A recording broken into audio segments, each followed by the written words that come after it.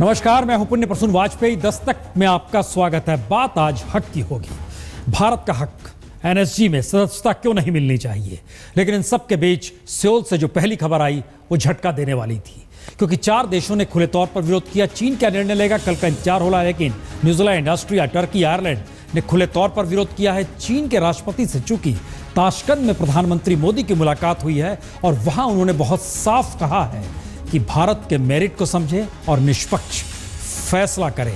लेकिन इन 5 देशों में एक नाम और ब्राजील का है, यानी न्यूजीलैंड, ऑस्ट्रिया, टर्की, आयरलैंड और ब्राजील, इन्होंने विरोध किया है। चीन क्या फैसला लेगा, कल इंतजार हो रहा है।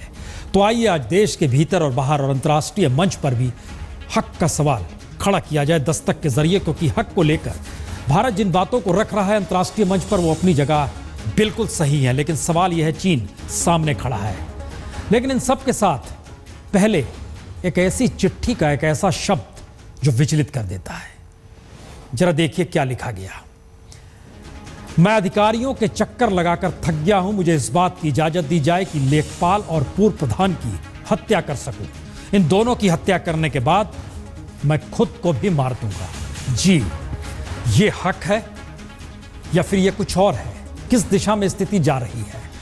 बात इसी की शुरुआत करते हैं, क्योंकि ये जिसने कहा, जिनसे कहा, वो शख्स कौन है, कैसे है। आइए रिपोर्ट के जरिए जरा समझने की कोशिश की जाए कि यह अकेला शख्स नहीं है जो अपने इंसाफ और हक की मांग कर रहा है। गृहमंत्री राजनाथ सिंह, प्रधानमंत्री नरेंद्र मोदी और चीफ जस्टिस टीएस ठाकुर, जी, तीनों ही इंसाफ के प्रतीक। लेकिन संयोग ऐसा कि ये 3 शख्स इन्हीं तीनों से इंसाफ की मांग कर रहे हैं और तीनों की हथेली खाली है या फिर एक निराशा है।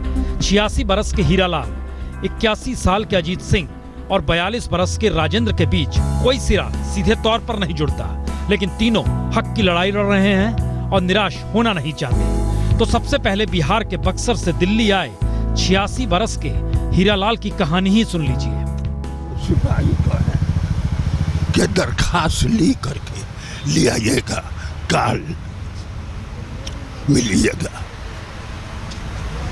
आपको चलने में दिक्कत होती है, यहाँ कैसे पहुँचे? टंगरी टूटल बाबू। हाय हाँ, मेरा रुपया सैनूर दल बनी करेगा, छोड़ के कहाँ जाई। 2 बेटी मदद करो तरी से।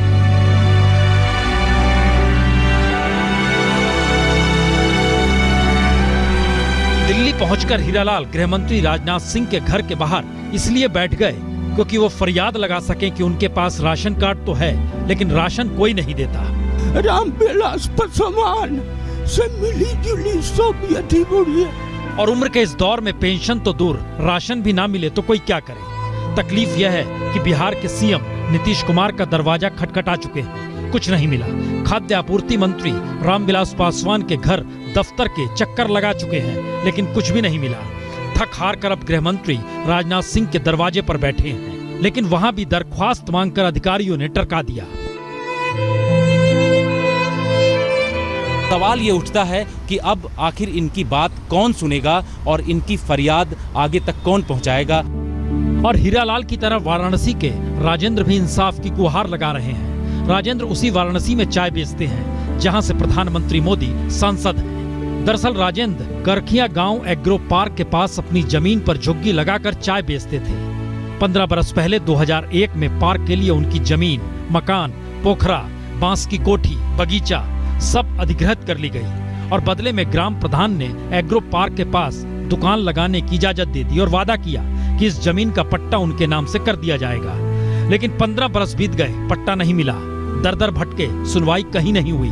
तो अब राजेंद्र ने प्रधानमंत्री को चिट्ठी लिखी है और चिट्ठी में क्या लिखा है यह भी सुन लीजिए। मैं अधिकारियों के चक्कर लगाकर थक गया हूँ। मुझे इस बात की इजाजत दे दी जाए कि लेखपाल और पूर्व प्रधान की हत्या कर सकूं। इन दोनों की हत्या करने के बाद मैं खुद को भी मार दूंगा। जी, ये खत मीडिया में आया तो हड़कंप मच गया। कई अधिकारी राजेंद्र से मिलने पहुंचे, लेकिन जमीन नहीं मिली, सिर्फ उम्मीद बंधी है। हमने बोल दिया कि जिस दिन ये ज़मीन दोनों में से किसी एक पे आप जाइएगा हमको बेदखल करने, मैं अपने ऊपर मिट्टी का तेल डाल के आपको सीधे आग लगाने के बाद पकड़ लूँगा सीधे। आपको भी हम नहीं छोड़ेंगे। मैंने ये बात बोली है। लेकिन 81 बरस के रिटायर्ड आईएएस अजीत सिंह सिंघवी तो चीफ जस्टिस से गुहार लगा रहे हैं कि इंसाफ कभी देर से नहीं मिलना चाहिए। दरअसल अजीत सिंह ने 1969 में LLB का इम्तिहान दिया, रिजल्ट आया तो मेरिट में दूसरा नंबर था। अजीत को भरोसा नहीं था, उन्हें तो भरोसा था टॉप करने का, तो उन्होंने नंबर देने के तरीके पर सवाल उठाया। पहली जीत हुई तो मामला हाईकोर्ट में पहुंचा, वहां जीत मिली तो हाईकोर्ट ने 2003 में अजीत सिंघवी को गोल्ड मेडल देने का फैसला सुना दिया। लेकिन उसके बावजूद भी गोल्ड मेडल पहुंचने में 13 बरस लग गए, यानी 47 बरस के संघर्ष के बाद न्याय मिला, गोल्ड मेडल मिला। 300 से ज़्यादा डेट्स ऑफ हियरिंग पे पेशे पर मुझे उपस्थित होना पड़ा। ये अपने आप में बताता है कि कितना संघर्षपूर्ण रहा है। 300 डेट्स ऑफ हियरिंग के ऊपर अपेयर होना एक कॉज के लिए, गोल्ड मेडल के लिए अनप्रेसिडेंटेड केस है। 47 ईयर्स लग जाना अनप्रेसिडेंटेड केस है ये, और हाईकोर्ट ने मना है। इसलिए हाईकोर्ट जज ने ये कहा कि चीफ जस्टिस के सामने फाइल रखी जाए कि हमारे जुडिशियल सिस्टम क्या कर रहा है, कि इतना लंबा टाइम लगता है। तो इंसाफ में देरी हो जाए तो वह इंसाफ नहीं होती, और अजीत सिंह भी यही कहते हैं कि अगर इंसाफ वक्त पर मिला होता तो खुशी कुछ अलग होती। लेकिन देश में इंसाफ का सच यही है। शरद कुमार और नीतीश पांडे के साथ जितेंद्र बहादुर सिंह, दिल्ली, आज तक। क्या वाकई इनकी आवाज गूंज सकती है कि साडा हक इत्थे रख? यकीनन मुश्किल सवाल है, लेकिन सवाल है दुनिया में एक वक्त वामपंथी नारे लगाते थे, दुनिया के मजदूरों एक हो। आर्थिक नीतियों ने कचूमर ऐसा निकाल दिया कि क्या पेरिस और क्या नागपुर, और इन सब के बीच क्या दिल्ली। तीनों को जोड़ने की कोशिश कीजिए और इस रिपोर्ट को देखिए। हक किस रूप में कौन कैसे मांग रहा है यह भी समझ जाइएगा।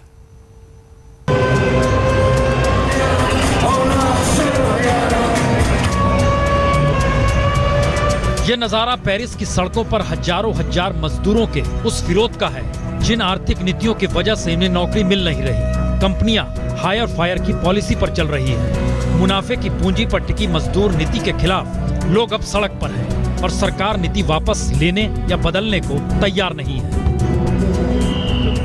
और इस विरोध का नतीजा यह है कि फ्रांस में कई कंपनियों में काम ठप है, इकोनॉमी डगमगाई हुई है, सड़क, रेल और हवाई यातायात प्रभावित है।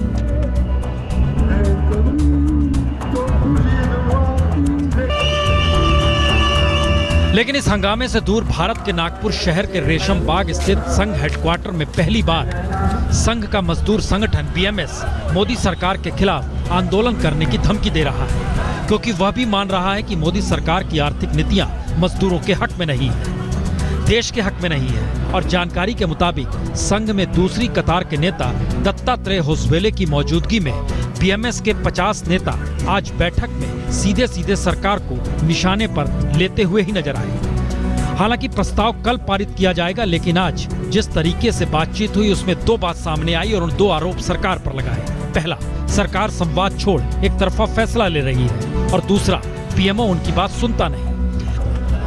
ऐसे में भारतीय मजदूर संघ 11 जुलाई को रेल स्ट्राइक में भी शामिल होने का मन बना रही है। और महत्वपूर्ण है कि जब सरकार ने FDI लाने का जिक्र किया तो भी BMS की तरफ से खुला विरोध हुआ था।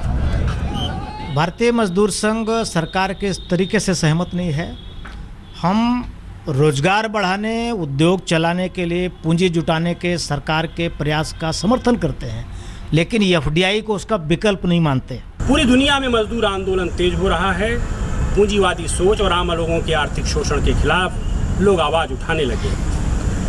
यही संकेत दिल्ली में डॉक्टर सुब्रमण्यम स्वामी अपने तरीके से दे रहे थे, तो नागपुर में भारतीय मजदूर संघ की बैठक में मोदी सरकार की आर्थिक नीतियों के खिलाफ सवाल तेज हो चुके हैं, मुखर हो चले हैं। सबसे बड़ा सवाल जो उठ रहा है कि आखिर प्रधानमंत्री कार्यालय और भारतीय जनता पार्टी की सरकार अपने संस्थापक पंडित दीनदयाल उपाध्याय के एकात्म मानव दर्शन को वैश्विक आर्थिक आईने में क्यों खारिज कर रही है। तो अगला सवाल यही है कि क्या सुब्रमण्यम स्वामी इसीलिए दिल्ली में उन्हीं नौकरशाहों को निशाने पर ले रहे हैं जो पश्चिमी देशों की इकोनॉमी के हिमायती हैं, या फिर अब संघ को भी लगने लगा है कि विदेशी पूंजी के जिस रास्ते को मोदी सरकार पकड़ रही है उससे संघ परिवार की समूची विचारधारा ही खारिज हो रही है। इसीलिए वित्त मंत्री अरुण जेटली एक तरफ सुब्रमण्यम स्वामी की बातों पर ध्यान नहीं देने के लिए कहते हैं, तो दूसरी तरफ स्वामी लगातार मोदी सरकार की आर्थिक नीतियों को तय करने वालों के खिलाफ जहर उगलने से नहीं चूकते।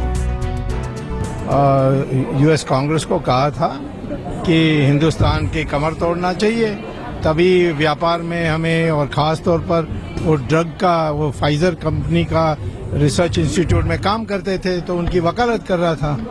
अब सरकार ये सब जानते हुए उसको बनाया तो फिर मैं क्या कर सकता हूँ।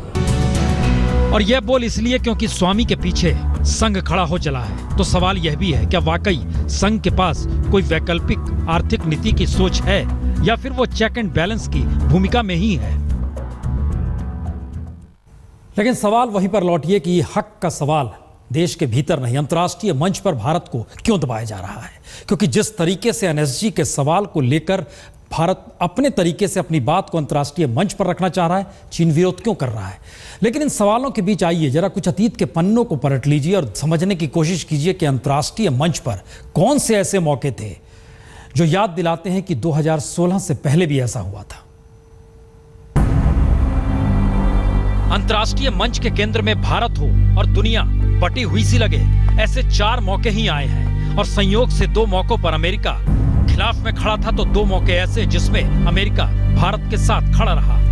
यानी अभी जब सियोल में एनएसजी की सदस्यता भारत को दी जाए या ना दी जाए, इसको लेकर विशेष बैठक चल रही है, तो समझना यह भी होगा कि भारत की महत्ता को दुनिया किस रूप में न सिर्फ देख समझ रही है, बल्कि दुनिया के ताकतवर देश अब ये मानने लगे हैं कि दुनिया में पावर बैलेंस करने में भी भारत की भूमिका खासी बड़ी है। क्योंकि इतिहास के पन्नों को अगर पलटे तो याद कीजिए 1971 में पाकिस्तान के साथ युद्ध के दौरान भारत के साथ ना तो चीन खड़ा था ना ही अमेरिका।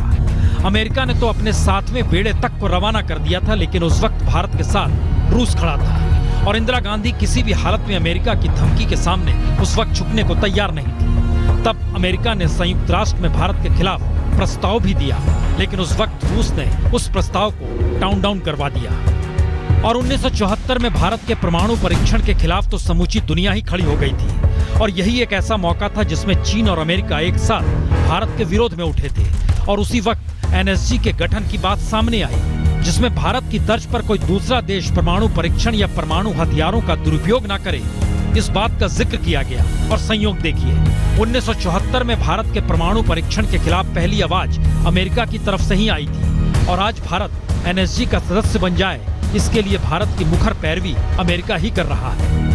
यानी भारत न सिर्फ अंतर्राष्ट्रीय मंच पर एक बड़ी ताकत के तौर पर उभरा है, बल्कि अमेरिका, रूस, जापान, जर्मनी और चीन समेत G20 और G9 जैसे संगठनों ने भी माना कि भारत मौजूदा वक्त में पावर बैलेंस का प्रतीक है और इसीलिए एशिया के 5 देशों ने मिलकर ब्रिक्स भी बनाया।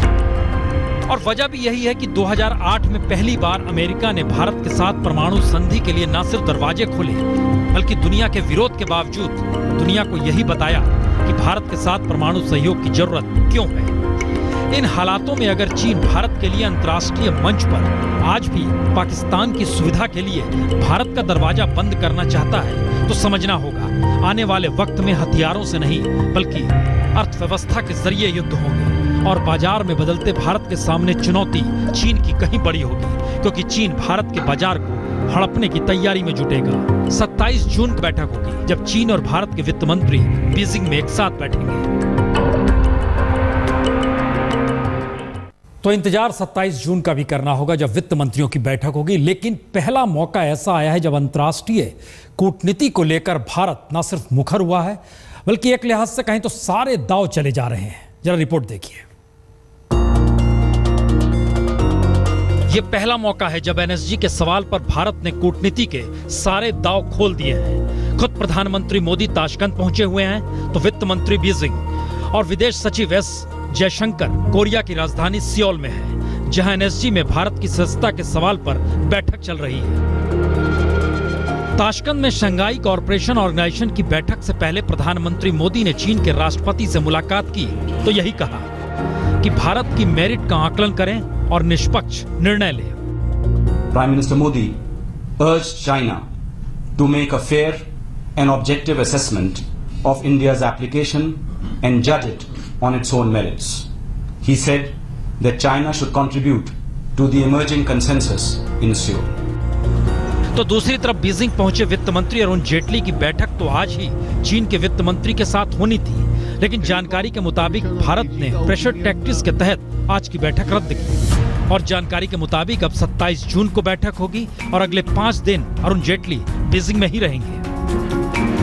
तो तीसरी तरफ विदेश सचिव एस जयशंकर ने सियोल में जुटे 48 देशों के नुमाइंदों से बातचीत शुरू की और चूंकि इस बार एनएसजी बैठक की अध्यक्षता दक्षिण कोरिया कर रहा है, तो एस शिवशंकर की डिप्लोमेसी काम की और दक्षिण कोरिया ने ऐसे मौके पर खास मुद्दों को लेकर विशेष बैठक बुलाई जिसमें भारत की सदस्यता पर भी चर्चा को जगह दे दी गई। यानी हर स्तर पर भारत ने एनएसजी की सदस्यता के लिए न सिर्फ दरवाजे खोले हैं बल्कि दुनिया के तमाम देशों को संकेत भी दिए कि एनपीटी पर हस्ताक्षर किए बगैर मौजूदा वक्त में परमाणु आपूर्ति करने वाले देशों की कतार में भारत को क्यों खड़े होना चाहिए।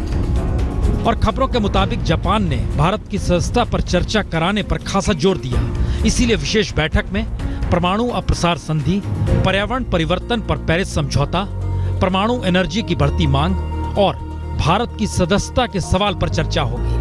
और खास बात यह भी है कि पहली बार ताशकंद, बीजिंग और सियोल में अगर भारत की मौजूदगी है तो चीन के राष्ट्रपति भी ताशकंद में बैठकर सियोल संपर्क में हैं।